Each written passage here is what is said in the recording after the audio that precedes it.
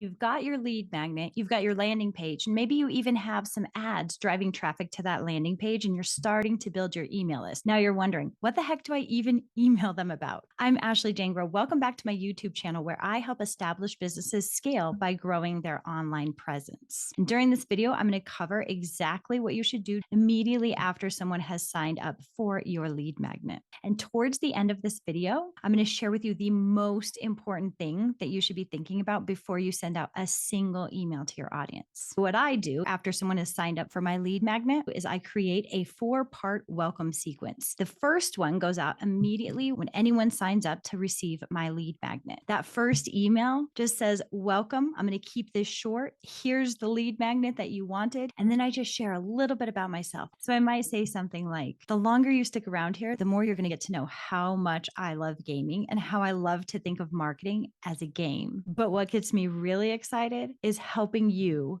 grow your online presence. So I'm not going to keep you from it any longer. Here's your download. That way I show a little bit of my personality, a little bit of what I stand for, a little bit of those pillars that I always talk about that make up who I am as a marketer. Then the second email, I want to let them get to know me a little bit better. I want to build that trust with my readers. So I want to show them some of my best content. What I might do is I might put a couple links to videos that I think that they might be interested in because it is a really great piece of content that they're going to enjoy. Whatever it is that I feel would be most valuable to them, depending on which lead magnet they downloaded, I'm going to link to that in my second email. So for example, if someone downloaded my lead magnet, which is the lead magnet cheat sheet, this video right here, what to start emailing them after they've downloaded my lead magnet, is going to be very valuable. So you may even be here because you received this in the second email in that welcome sequence. Then the third email, I just let my readers know what to expect. I say, here's what you can expect from me as someone who has been invited to be in your email inbox. Here are the times I send out emails. I might let them know on Mondays. I will let you know what's going on throughout the week if I have any webinars. I also will email you whenever I have a new video up on YouTube, or if I have something so incredibly important that I cannot wait to share with you, you're going to hear from me. So I just let them know a little bit about what to expect. And then the fourth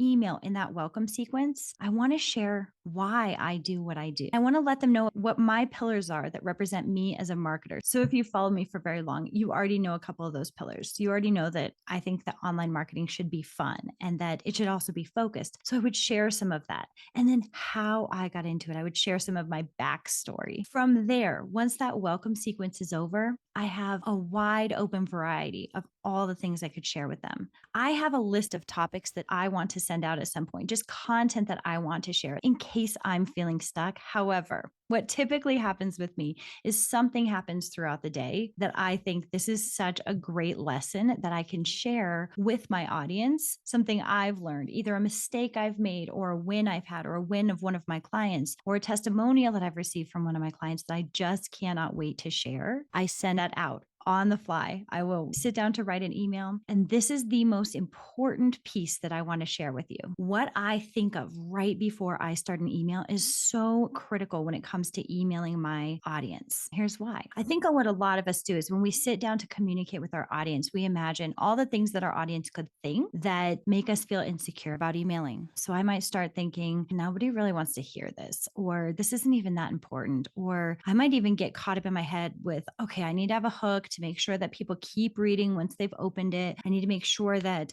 I have a call to action at the end, which is important, but I don't want to get caught up in those elements so much that I forget to use my own voice in the email. Instead, here's what I want you to imagine. When you sit down to write that email, I want you to picture your biggest fan. If you don't have one yet, that's okay. You can just make this person up in your mind. If you already have someone who loves reading every bit of your content, always agrees with you and thinks that everything that comes out of your mouth is just so fantastic and valuable, I want you to imagine that person. And that's exactly who you're going to write to. They already get your sense of humor. They already connect with you. You don't have to over explain anything to them. They already know who you are. So you picture that person and write directly to them. Here's why this is so important. Both of these people exist. There's going to be people on your email email list that get annoyed with you, that get frustrated, that think that you email too often or not often enough. And then there's going to be this other set of people that really enjoy your content. And the reason that it matters that you picture that set of people is because of how you show up when you're picturing your biggest fans as opposed to the people who are critical of you. You show up more confident, you share more of yourself, you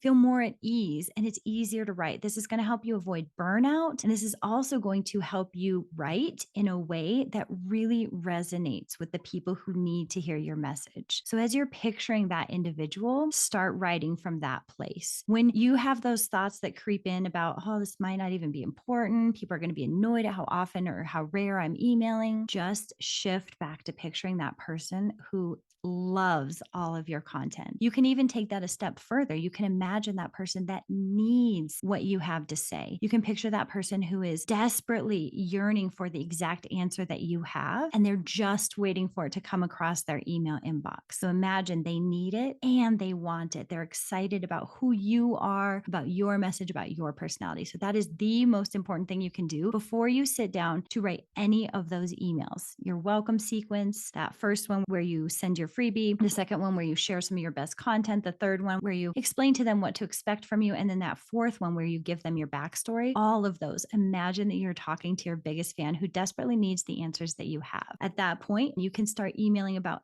anything, the lessons that you're learning, the wins, client testimonials, mistakes you've made. There's so many things. If you are imagining the person who wants to hear from you, you're going to be able to find at least one thing every single day to email your audience about. Doesn't mean that you're going to choose to email every day, but you might want to. So I hope this gives you some ideas about what to email your audience about, how to set up that welcome sequence, then what to start emailing about. And I want you to keep in mind that most important factor, which is to show up as yourself, speaking to your biggest fan, someone who both wants and needs what you have to say. If this is helpful for you, please like this video and subscribe to my channel. To be on my email list, go grab my lead magnet, which is linked in the description below, the lead magnet cheat sheet, which has 30 irresistible titles for a lead magnet. I'll see you next time.